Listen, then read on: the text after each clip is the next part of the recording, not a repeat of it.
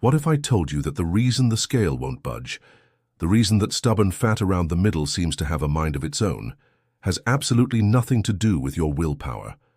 And it might not even have to do with how many calories you're counting. What if it's all being controlled by a single powerful hormone that 99% of us are accidentally triggering, multiple times a day, forcing our bodies to store fat instead of burn it? Stay with me, because today we're not just going to talk about science. We're going to begin with a story that might feel very familiar. Her name is Susan, and for months, this dress had been a symbol of pure joy. It was for her granddaughter's wedding, a day she had been dreaming about. In her mind, she saw it all so clearly, walking down the aisle, her smile bright, feeling elegant and full of life, able to dance the night away. But as she stood there, in the quiet of her bedroom, the zipper wouldn't budge. It stopped, stubbornly, halfway up her back, and in that moment, the dress was no longer a symbol of joy. It was a verdict. It wasn't just about the weight. It was a deeper, more painful feeling, a sense of betrayal by her own body, a body that now seemed to have one stubborn mission, to hold onto every single ounce, especially around her middle. It felt like her metabolism had been locked in storage mode, and someone had thrown away the key. Susan had been a second-grade teacher for 30 years. She was the one who always had boundless energy, the one who led the school field trips, the one who could keep up with a classroom of 7-year-olds all day and still have the energy to tend to her award-winning garden at night. She was defined by her vitality, by her capacity to do. But now, in her late 60s, that person felt like a stranger. The primary struggle wasn't a number on a scale. It was a thief. It was the thief of energy that made her think twice before getting on the floor to play with her youngest grandchild. It was the thief of stamina that turned her beloved gardening from a passion into a chore that left her breathless. It was the thief of confidence that made her politely decline an invitation from old friends for a weekend trip to the coast, because the thought of feeling uncomfortable in summer clothes was just too much. Her body was holding her hostage. We see her in her beautiful garden. She pulls a few weeds, then stops, leaning heavily on the trowel, her breath short. She looks at the rows of flowers left to tend, and a quiet sigh of defeat escapes her lips. Next, a phone call. She's smiling, but it's strained. We hear the muffled voice of a friend on the other end. Susan says, "Oh, a walk along the beach sounds lovely, but my knee has been acting up. You all have fun though." We see her hand, resting on a perfectly fine knee. The excuse was easier than the truth. Finally, we see her at the breakfast table. She's dutifully eating a small container of low-fat Fruitando-bottom yogurt, a food she'd been told was a healthy choice. An hour later, the camera finds her slumped in her armchair, a wave of fatigue washing over her, feeling that familiar, gnawing hunger that made no sense at all. She had eaten, so why was she so tired and hungry? It was a daily cycle of confusion and frustration. She stared out the dark window, not seeing the garden outside, but seeing a reflection of her own fears. And in that profound silence, a single, devastating thought surfaced from the depths of her heart, clear as a bell. Is this it? Is this just what happens? A slow fade, where I become a spectator in my own life? The thought terrified her. It wasn't the fear of aging itself, but the fear of disappearing, of her vibrant spirit being trapped inside a body that would no longer cooperate. But then, something shifted. Her gaze fell upon that little orchid, a gift from her students on her last day of teaching. It was a symbol of resilience. She remembered how it had looked nearly dead last winter, and how she had patiently nursed it back, changing its environment, giving it precisely what it needed, until it bloomed more beautifully than ever before. And a new thought took root, quiet but firm. My body is not my enemy. I've just been using the wrong instructions. That was the crossroads. The moment she decided to stop fighting her body and start understanding it, she started reading, not about calories, but about hormones. She stumbled upon the work of doctors who talked about the body's chemistry, about how certain foods, and even the order you eat them in, could send powerful signals. She learned about the master hormone, insulin. We see Susan back in her garden, easily tending to her roses, a genuine, earned smile on her face as she wipes a bit of dirt from her brow. There's no breathlessness, only satisfaction. We see her on the floor, laughing, building a tower of blocks with her grandchild, fully present and engaged, her movements free and easy. And then, we see the blue dress, She's standing in front of the mirror again. This time, with a smooth, satisfying pull, the zipper glides all the way to the top. It fits perfectly. She turns, a look of profound relief and radiant confidence washing over her. This wasn't about a magic pill. It was about reclaiming her life, one simple, powerful choice at a time. Susan's story isn't about a miracle diet. It's about a change in understanding. She discovered what years of research and the work of experts have been trying to tell us. For so many of us, especially as we get older, the battle for weight loss isn't won in the gym or by starving ourselves. It's won by understanding and managing one single hormone, insulin. You see, the conventional advice to just eat less and move more falls apart if your hormones are working against you. It's like trying to paddle upstream against a powerful current. But what if you could turn the boat around and have that current work for you? That's what we're going to do today. We're going to unravel the common mistakes that, just like Susan, you might be making with the best of intentions. We will explore 5 powerful strategies, starting with a simple, foundational habit and building up to the one ultimate revelation that ties it all together. I need you to stay with me until the very end, because the final secret we're going to discuss is the one that is most often overlooked, and yet it has the power to either supercharge your results or sabotage them completely, no matter how well you follow the other steps. So if you're ready to stop fighting your body and start working with it, subscribe to our channel and join our community of healthy seniors. And just a quick important reminder, all the information shared today is for educational purposes. Everyone's health situation is unique, so please consult your doctor or healthcare provider before making any significant changes to your diet or exercise regimen. Our goal is to empower you with knowledge so you can have informed discussions with them. All right, let's begin. Our journey starts with a simple action, something you can do after your very next meal. This is our essential habit 5, the 20-minute metabolic reset. Now think about that feeling after a large meal, especially dinner. That sense of fullness that can sometimes drift into lethargy, making you want to sink into the couch. That's not just you being tired. What's actually happening is a biological event inside your body. After you eat, carbohydrates break down into glucose, and your pancreas releases insulin to manage it. When there's a big rush of sugar and you're sitting still, insulin's main job becomes storing the excess. This is the moment your body gets a major fat storage signal. We finish a healthy dinner, feeling good about our choices, but then we sit for the rest of the evening unknowingly allowing that insulin spike to lock our fat-burning machinery down for hours, even through the night. To truly grasp how this works, let's use an analogy.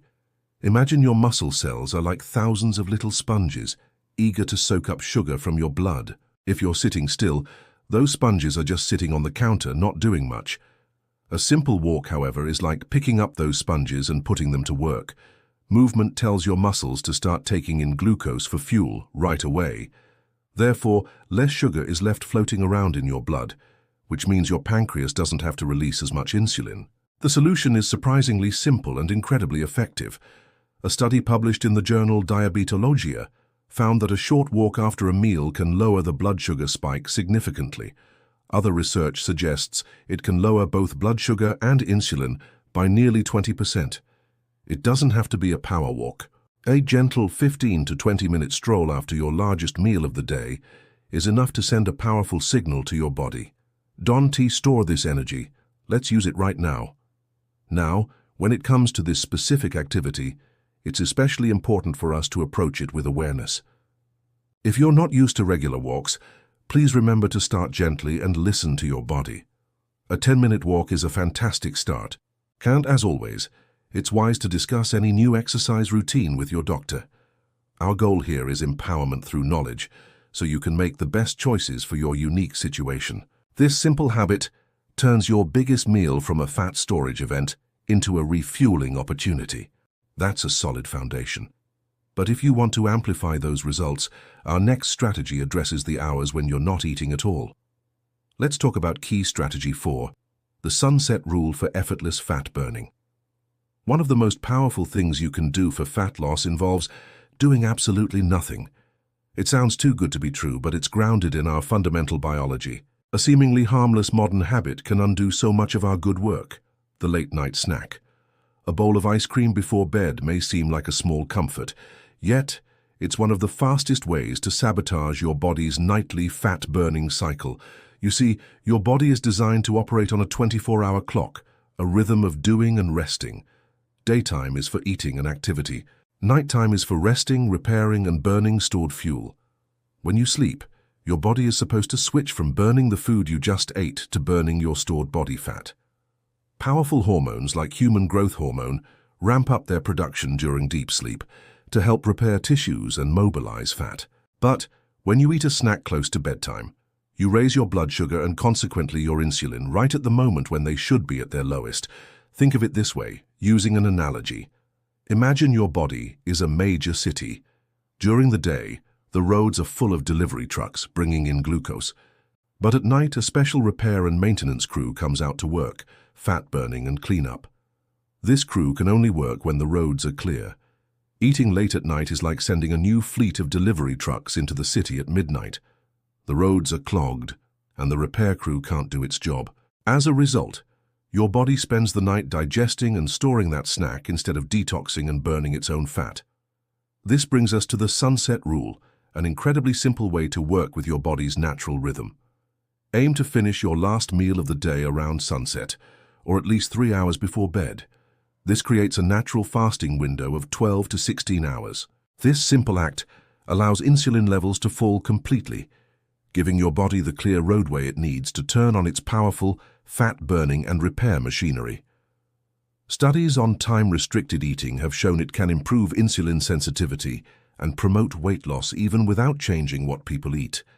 This isn't about extreme fasting, it's about aligning with your body's natural rhythm. Now we're getting deeper into the mechanics, but our next point is where we start challenging some of the most common dietary advice we've been given for decades. This is crucial insight number 3, the carb tipping point after 60. For years, we've been told that all calories are created equal and pushed towards low-fat options. But here's a crucial truth. As we age, our bodies handle carbohydrates very differently. Our hormonal response changes, and a bowl of oatmeal or a healthy whole wheat sandwich can have a much more dramatic fat-storing effect than it did when we were 30. This happens because of a condition called insulin resistance. Let's use a clear analogy. Imagine every cell in your body has a locked door. Insulin is the key that unlocks the door to let glucose in for energy. When you're young, the key works perfectly. But after decades of a diet high in sugars and carbs, the locks on the cell doors get rusty. Your body has to produce more and more insulin, your pancreas has to shout, to force those doors open. This state of high insulin is the very definition of fat storage mode. It's a key truth about our health that often isn't highlighted enough. This is why so many diet foods are a trap. That low-fat yogurt is often loaded with sugar to replace the fat. That healthy cereal can hit your bloodstream almost as fast as pure sugar. These foods trigger a massive insulin spike, making the problem worse. So the key becomes finding your personal carb tipping point. Health experts often highlight that for many people over 50, aiming for fewer than 100 grams of carbohydrates per day can make a massive difference in keeping insulin low. For even faster results, some drop closer to 50 grams. This isn't about eliminating carbs, but about shifting the focus. You replace those excess carbs with nutrient-dense proteins and healthy fats. Consequently, you feel full, your energy is stable, and you finally allow your body to access its own fat reserves for fuel. This dietary shift can be significant, so of course it's wise to discuss it with your doctor. So we've adjusted when we eat and what we eat. But this next secret is so simple, it can change the hormonal impact of a meal you're already eating. This is our eye-opening secret too, the mealtime reversal that changes everything. Think about a typical meal. What's the first thing that arrives at the table? A basket of bread. At home, what do we plate first? The rice or potatoes? This common habit is a rocket ship for your blood sugar. Carbohydrates, especially on an empty stomach, digest rapidly, flooding your system with glucose and demanding a huge insulin response. This can keep you in fat storage mode for hours. The scientific exploration of this is fascinating. Researchers have studied what happens when you simply change the order in which you eat the components of a meal. Let's use a powerful analogy to understand why. Imagine eating carbs first is like dumping a bucket of water onto dry soil. Most of it runs off. This is your blood sugar spiking. But eating protein and non-starchy vegetables first is like laying down a layer of mulch before you water. The protein and fiber slow everything down, creating a buffer. Therefore, when the carbohydrates come along later, they are absorbed slowly and steadily. The bucket of water becomes a gentle drip. The solution is a true game changer, involving no change in what you eat, only the order. Studies, including notable research from Weill Cornell Medical College, have found that eating protein and vegetables before carbohydrates can lower the post-meal blood sugar spike by up to 40%, with a similar reduction in insulin. This is a staggering difference. Start your meal with the chicken or fish. Eat your salad or broccoli next, and then finally have the potato. This simple reversal puts you in the driver's seat, helping to unlock that peak vitality we are all striving for. And that brings us to our final and most crucial piece of the puzzle. We've arrived at our ultimate revelation number 1, the nightly hormone hijack stealing your health. You can do everything else right, but if this one hormonal system is out of balance, your body can remain locked in a state of round-the-clock fat storage. We're not just talking about insulin anymore. We're talking about its destructive partner in crime, the stress hormone, cortisol.